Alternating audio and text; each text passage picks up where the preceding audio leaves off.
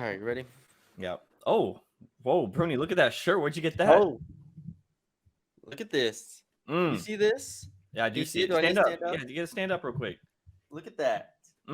Super Pit, North Texas. Mm-hmm. Where's the logo? The home field logo's on here. Look at that. Wow.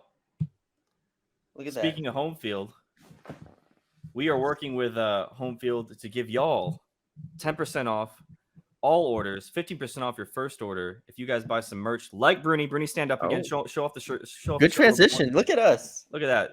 Look at that shirt. You guys can get 10% off or 15% off that shirt with code MGreen on home field. They give unique designs, going to the archives of the school and actually finding something cool about the school instead of just putting North Texas on a t-shirt. Not only that, you guys want to use TCU, SMU, Oklahoma, whatever, because you're fake North Texas fans. Also use the M Green code because it'll also work for us. Yes. Yeah. I hopefully have some stuff on the way. I've been waiting. Bruni, I don't know if you have anything else on the way, but Not right now. Not at the Yeah. moment. Yeah. Not at the moment. This is the one I really wanted. I really wanted this Super Pit one. I love this shirt. Oh man. It is 50% cotton and 50% polyester. So it feels nice. It's a nice material. Very Yeah. nice material. It's I wore it to bed. I wore it to sleep. God. You just pat yourself on the face with it. I love it. I love it. But again, in case Colin missed anything, we really are excited about this partnership with Home Field Apparel through the Dave Campbell's Republic of Football Podcast Network.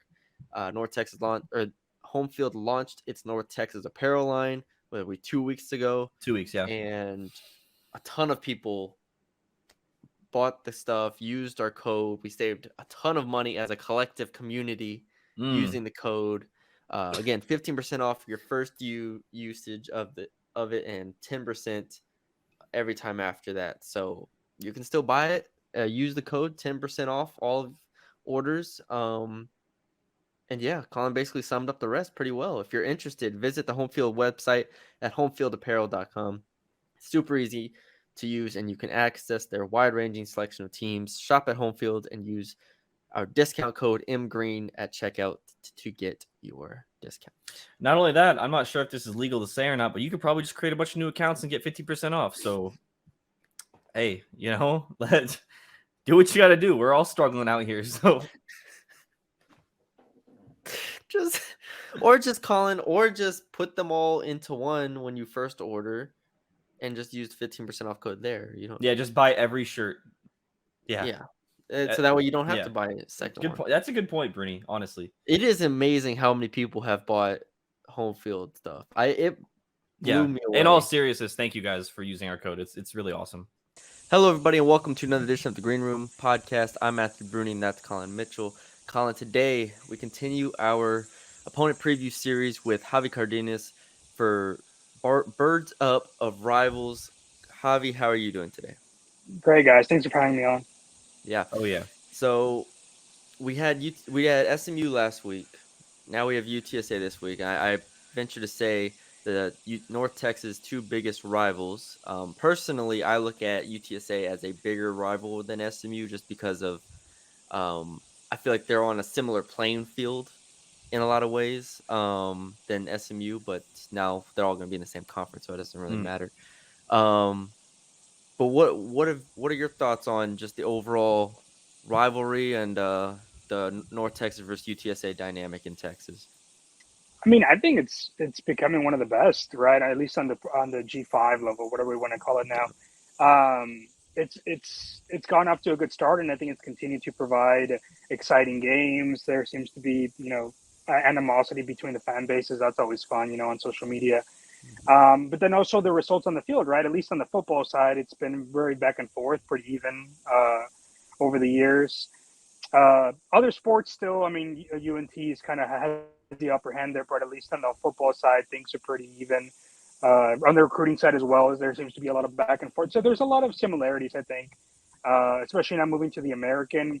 Bringing SMU into the field is going to maybe change it up a little bit for UTSA because, that's the first time they're running into each other. But at least between UTSA and UNT, I think this move to the American is only going to accelerate that rivalry, right? Is just higher stakes, bigger conference, and hopefully just continues to get better. Obviously, with the move to American, you guys needed to have a good football team, and you guys definitely do with Jeff Traylor. What's it been like kind of covering that success recently? It's been great, man. It's been great for everybody in town, everybody covering the program. It was rough. It was rough there for 4 years under Frank Wilson. I cannot lie to you. It was rough sometimes. But Jeff Traylor has definitely brought energy, the program needed. Winning, of course, alleviates all problems, right? So, Yeah. being one of the winningest programs in Texas over the last couple of years has definitely been great. The city has really bought into what he's selling, and he has the results to back it up, right? So, if he can continue to have that level of success in the American, I think the sky's the limit for him. Um, if he has another, double-digit season, does that keep him in San Antonio? I don't know, right? I think at that point Yeah. you'll start seeing some other programs, some bigger programs. Right. Tech already tried, but maybe someone a little bit bigger comes along next offseason. Who knows? Yeah, that's like us with basketball, right? North Texas Right. basketball. It's like, oh, we're winning all these games, and it's like, how long until Grant McCasland goes, and then he goes. But yeah, I think Always Texas Tech for some reason. you're right. Texas Tech, yeah, they just keep poaching, Sniping. sniping those Conference USA schools. You mentioned the fan support. I think it's really interesting because both my parents went to UTSA, and my dad is now fully invested in the Jeff Traylor era. Like you said, the lows of the UTSA football. Obviously, it's a new program, right? Or like late 2000s is when it was created. But this is the first time UTSA has really, really been on the map, which is understandable. It takes some time, but I think an interesting aspect of this team and this program's sustainability is the fan buy-in, which they need, especially playing in the Alamo Dome, where it's a huge venue. Yeah, I mean, I think you've seen the crowds, right, continuously grow. I keep track of the attendance over the years, and you can just see a steady incline of fan attendance. The start of the program with Larry Coker, it was big fan support. It was new. Larry Coker, obviously a very recognizable name, but then that kind of faded, and then Frank Wilson got off to a relatively good start going into that bowl game in his first year, but then things faded there, and you just kind of saw the crater, right, and it wasn't great. So to be able to bounce back to where they're at now in terms of fan base and certain of attendance. It's fantastic. It's great. It's a great revenue stream for the program, for the university. So it's been great. 40,000 in those championship games back-to-back years. That's a big crazy. deal. On a Friday. I couldn't imagine if they were to make it to the championship game in the American against, North Texas, SMU, whoever that might be on a Saturday on a bigger channel. Who knows what that crowd might be on like a primetime slot. So keep an eye on. Yeah, the with all the fan support and everything, you already kind of mentioned like once the program starts to fade a little bit is when the attendance goes down. What are the expectations going to the American then? Like, is everyone really expecting Jeff Traylor kind of just pick up where he left off, or are they okay seeing, not maybe the 10-win season that y'all had last year? I think the reasonable fan will expect, an 8 to 9 win season. This year, your standard fan, your normal fan, will probably expect double-digit success to continue this year. The American's a different beast. It's different teams. Even the teams in the lower end are better, right? Yeah. It's not UTEP. It's not. Well, even Right. Rice is going to the American, but it's. I caught myself doing that a lot too. I'm like, yeah, man, going to the American. No more Rice. Oh wait, Rice is Yeah, gone. Rice is still Rice there. yeah, No more Rice is FIU. yeah, exactly. No more FIU. No more UTEP. Teams of that like, I guess. So you replace them with who? Temple, Eastern Carolina. Those are, even if they're not doing great, though, they're bigger, they're faster, right? So it's going to be an adjustment period. It's not going to be as easy to pick up those wins as it was in the past. So is it possible? I think so, especially this year with Frank Harris and that group on offense and Rashard Wisdom and that group on the defense. But I think it's going to be a lot harder. It's not going to be as easy as it was in Conference USA. I think the level of competition goes up, and hopefully Jeff Traylor has his team ready to kind of deal with that level up in competition. Yeah. You mentioned Frank Harris. It's insane to me. I remember watching him at Clemens High School as a junior. I was a senior, so I'm a year older than I him. feel like you watch a lot of random college players in high school, Bernie. But In anyways, San Antonio, yes, I yeah, did. Clemens High School, and this was before, I don't remember which ACL tear it was. He tore his ACL as senior, I believe. Yeah. But now he comes back to UTSA for his 7th season. And that was a big deal with it. They're making a whole, marketing scheme around it, trying to get him back. Just can you walk us through him coming back, and then obviously how big that is for this program? Yeah, I mean, it wasn't a for sure thing that he was coming back. Literally right after the championship game, and if you guys watched our press conference, Mhm. yeah, Jeff Traylor was like already trying to advocate for him coming back, right? He was already like, well, if he comes back next year, when he comes back, so it was a full on push to get him to come back. Obviously, the NIL thing, of course, helped. There was a giant, like you said, marketing, but even I want to say an NIL group was created to help fund him returning to and other players, but Yeah. primarily him, helping him return to UTSA. So it was a full on push. I think everybody recognizes how important he is, and but also I think he knows how important he is to the program, to the city. So I think it made sense for him to come back. It's kind of crazy. I think 7 years now. Yeah. That's pretty wild, but at least he's getting an education out of it, right? Yeah, I mean, North Texas had a 29-year-old quarterback the last Yeah, 3 years, so it's yeah, that's different true. circumstance, but it's the same. Yeah, so no, I think it was a mutual thing, and I'm hopeful, and it's been confirmed that he got a pretty good deal out of it in terms of NIL. So I think both parties got what they wanted, and Frank Harris gets to be.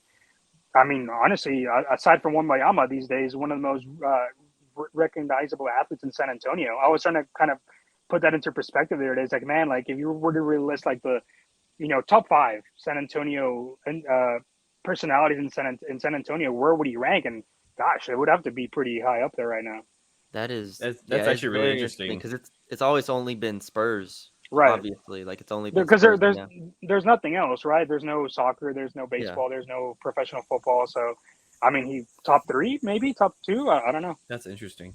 That's really interesting. Maybe Sohan walks around with his hair, Right. Yeah. Yeah, exactly. Hey, but Um, hey, sorry. I don't see Sohan in commercials around town. So True, very true. yeah. It's very true. Obviously, we already talked about Frank Harris. He comes back. You guys lose wide receiver Zachary Franklin, but outside of that, there hasn't really been a lot of huge departures. How has UTSA been able to use the portal and reload for the American? Yeah, I mean, obviously Sakari is a big one. The rumor about him leaving has been around for a while, especially to Ole Miss, and it had been there. Jeff Traylor had alluded to it. Of course, he's never mentioning teams, but just through back channels, we kind of knew Ole Miss was kind of lingering in the background, and that finally happened. So that's the first time that's happened to that level for UTSA. Everything else has been, as we know, uh, teams parting ways with players, a mutual thing like all programs do. Yeah. But I think UTSA has been able to manage that so well. Honestly, the lack of departures have been amazing, especially in this day and age. Why is that? Jeff Traylor will probably tell you it's a culture. I think it's a combination of his culture, and NIL, right? Everything on the back end, trying to help the players maximize their potential, earning wise and football wise. Uh, yeah, I think those two. It's been pretty remarkable. I think of all the transfers that UTSA has had, FBS wise, I think Dre Spriggs from San Antonio went to UTEP. He's one of the only ones that have had gone FBS before Sakari. So it's been pretty crazy to watch them, just the rotation, the rate in which they retain their players. Uh, like I said, I want to say it's culture. I think it's going to end up being a combination of Jeff Traylor's culture and NIL. Yeah. Now, if we start looking at this year's team, we can start by very basically, what is the best position unit on both sides of the ball? Is it that receiver position where you return, DeCoy and Clark and Joshua Cephas, or is it obviously quarterback? Like, I guess pass game, run game, offensive line. Where do you look at the strengths of the offense and defense? Yeah, I think we can put quarterback aside, right? Because it's kind of its own Yeah, category. But I think out of the groups, obviously wide receiver with Cephas and Clark. But there is some questions about there, right? Clark is coming back from an ACL injury, so how quickly does he return to form? So maybe there's a couple questions mark there. They have some very talented guys in the back that are more than likely going to step up to. It's going to be hard to fill that production, but they're definitely going to step up in Sakari's absence. Running back's another one. Barnes is going to be a great running back, and he has some great guys behind him that they brought in. But I think honestly, offensive line is where I would have to say is going to be your strongest group on offense. They return a ton of talent. They brought in some of the best offensive linemen UTSA has ever brought in, from JUCO, from high school, so and transfers as well. So because I last mean, year mhm, the offensive line had a lot of injuries. That was crazy amount. the Yeah. big problem the whole year was like who Yeah. we filling in the offensive line. Yeah, and Jeff Traylor wasn't kidding when he said he was going to address it. He brought in a lot of bodies for the offensive line, and very talented guys, honestly. So like the best, this is going to be the best offensive line UTSA has had in terms of experience instead of upside, depth. I think each group goes 2 to 3 deep, which is something. I mean, it's hard for any G5 to have, but Yeah. it's the first time UTSA has ever had 2 to 3 guys at each position that they can rely on. You won't see a walk on for UTSA Yeah. next season, right? Like they had to start a walk on tackle last year, which is it's Yeah. crazy in this day and age. But That is actually really crazy. And then what about defense? defense, it's a little bit tricky. They lost some talent there, but I think that the overall the defensive line is very talented. They're pretty deep. Mm-hmm. Brandon Brown is going to be leading that group probably in the interior. If you combine them with the outside linebacker, since it's kind of the defense they run, Yeah. Trey Moore, right, is going to be your main pass rusher. So between Trey Moore, Brandon Brown, Tremaine Bell, they have a really solid group, and again, they're deep. They're gonna UTSA likes to rotate at those spots, so you're gonna see 2 to 3 deep there. They pride themselves in their rotations, and it has worked for them the last couple of years. So I think the defensive line, including outside linebackers at the end, I guess, would say I would say it's the deepest part of that group. Is there any obviously you have Rashad Wisdom back. Is there any concern in the secondary? Obviously, if UTSA has pumped out some pretty damn good defensive backs over recent years, will they continue to be, high level in the back end? I think at corner they'll be okay. They have some very talented guys. They got some great transfers in. Corey Mayfield leaves, at corner, Mm-hmm. but they have Fortune coming back. They have Dumas coming from New Mexico State, and then they have some guys that they've already had that they've developed that I think are going to step up this year. At safety, you're right. I would say that's probably the weakest spot. They're very top heavy, right? With Wisdom, obviously, with Kalechi. They're going to be great, right? But behind them, who do they have? Yeah. They're going to have to develop some guys behind them. They really didn't address that in the transfer portal, which was a little bit of a surprise to me. That maybe they feel confident that the guys that they have are going to step up. They have some talented guys; they're just not proven. So it's going to be time for them to see what they got. And if they didn't bring any transfers, one could argue that's because the coaching staff feels that they're ready to step up. Yeah. Is there any on offense? I mean, I guess you can go back from last year because there's a lot of similarities there, but is there anything that the offense can improve in? Is there anything that you're like, okay, that is maybe could be a specific third down offense, red zone offense, something along the lines of an area where the offense can take a step forward this year? I think, and that just was due in part because of the offensive line is the running game. I Mhm. think that with all the injuries, they never really got going. Yeah. Since when Sincere left, right, the offense became very pass heavy last year, which is fine. But I mean, Jeff Traylor will tell you 100% that he wants us to be a running offense. So if I were up to him, I think it would be more of a 50-50 split, to take some pressure off of Frank Harris and kind of put it back on the offensive line and running back. So I would say definitely, I think if they can improve their running attack with Barnes and Henry, Brandon High, all those new guys that are coming in, It's what Jeff Traylor would tell you. It's probably what he needs to improve on his offense. Yeah, we already kind of moving on. We already kind of talked about what a reasonable fan should expect this year. What's the overall expectations? Do you think? Like, what do you think Jeff Traylor's expectations are going into the AAC? Because obviously it is harder. Is it going to be the 9 wins, or do you think it could be closer to 8 or 7? I mean, I think they can get it done. I think 9 wins is doable. I think a trip to the championship game is doable. Yeah. Now, injuries and all that stuff is going to play a big factor, right? Stuff like that you can anticipate. But I think it's with everybody healthy and everybody playing up to what, their expectations. Of course, there's going to be bumps along the road. I think it's reasonable to expect them in a championship game. If they don't stumble in certain games, so, that first trip to Temple is going to be tricky, right? They're going to go to Philly for that one. That game against UNT always looms large. FAU is going to loom large, right? So if they can get past some of those stumbling blocks, I can see them in the championship game where they're able to beat Tulane at the end of the year. That's a big one as well. Yeah, I was gonna say that feels like the one to me that where seems like a crazy game because too. SMU we talked about SMU. Their schedule is very, very soft. They don't play Tulane. They don't play UTSA. Cake run. SMU should be almost undefeated, if not undefeated in the conference. So then it comes down to UTSA and Tulane probably as fighting for that second spot. And they play the last week of the season in New Orleans. That's going to be an interesting game. And also the separately from conference is the non-conference, which UTSA for the second straight year has kind of loaded up on with Houston again. Army again, and then this year instead of Texas, it's at Tennessee.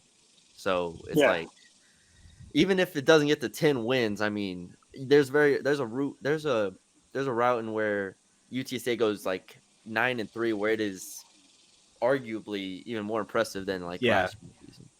Yeah, 100%. I think if you leave the out of conference 2-2, you kind of have to see that as a win. With the level of teams they're playing, and then if you can, you give yourself a little wiggle room in the American when you get into conference play, and then put yourself in a position to play for the championship game against Tulane, that last game of the year. That I think you could see that. I would see that as a good season, right? If that last game of the year is for the championship game, I think you have had a good season. Whether you make it and win, sure, we can definitely have that conversation later on. But I think if UTSA is in the position to play Tulane on the road for a spot in the championship game, you have to see that. You have to see that as a good first season for UTSA. Yeah. I have 2 more questions here. First, more like specific questions, I guess. My first is the recruiting class this past year was, 52nd in the country on 3, first in the American. I mean, it is an incredible recruiting class. How many of these guys do you think actually can contribute? Like, I don't want you to, you don't have to go name by name or whatever, but like, do you think this class like actually significantly helps this year's team? No, 100%. I think counting the transfers and the JUCO guys that they brought in, they went very JUCO heavy, which was a little bit of a surprise, but makes sense now in retrospect with what's going on in college football, especially this year. I think all the guys they brought in, if they don't start, they will contribute in some way, shape, or form, especially in the offensive line, especially at linebacker, especially at corner, and just at certain key spots. I think they did a great job addressing those needs. Outside linebacker, corner, like I mentioned, they're gonna play a big factor. Like I said, whether they start, it takes a while to kind of buy in, maybe not buy in, but get used to UTSA, right? Nowadays, you have guys that have been there a while. It's hard to break into that. But they're going to contribute. They're too talented. They're definitely some high ceiling guys on there with some eligibility left. So they're going to be here a while. So I think the fact that they went JUCO and transfer heavy is going to play a big factor. I think you're going to see them contribute quite a bit. And my second question is, not even looking at this year, but in next year and the year beyond that, who is the quarterback for after Frank Harris? Because I feel like I have no idea who is even on the roster. Yeah, that's $1 million question, right? Who's going to be the quarterback after Frank Harris? I think right now it's going to be between Eddie Lee Marburger from the RGV from the Valley here in Texas, and then Luke McCown, the transfer from Oklahoma. I think those two are going to battle out next year for that QB1 spot. It's going to be a great battle. They're both very talented. They're if I recall, they're the two highest rated quarterbacks UTSA has ever brought in, even in Frank Harris. So they have the tools. They've one has played in the Power Five a little bit. I think Luke started a couple games. I'm sorry, Owen started a couple games. I'm getting very confused with this. What is that? Started a couple games, so he has that experience, right? And then Eddie has seen some playing time as well, and he's very talented. They both look great during the spring. I think the expectation is for them to battle it out next year. It's going to be, gosh, man, it's going to be all the talk next year. I believe that is all you're going to hear about is them two going at it next spring. Yeah, we love a good quarterback competition. Who doesn't like that? We've had too many in North Texas. I'm over it. We've had too many. Yeah, enjoy the Frank Harris years. You know what? While you got. Hey, that is what I tell people, man. Don't take it for granted. Good quarterbacks in college football are extremely hard to come by. Yeah. People don't remember when they were like starting like JUCOs with like UTSA as their only offer, and they were winning like 3 games. Lowell Narcisse. So, yeah. Hey, you're not even him, man. Cordell Grundy, unfortunately, he was a great. Just keep going back. Yeah, great kid, man. But oh man, it was rough. Those were some dark times. Dark times. Oh man. Well, all right, Javi. That's all we got. I really appreciate you coming on, joining us, man. This was a lot of fun. I feel like you gave some good insights to North Texas fans on UTSA. Yeah, I appreciate it, guys. I always glad to be on. For sure. Absolutely. Well, if you're listening on the audio side, leave us a 5-star rating review. If you're watching on YouTube, you feel free to subscribe, like, comment, share, all that stuff. And Colin and I will be back next week with another opponent preview. Probably do some recruiting stuff too. So stay tuned for that.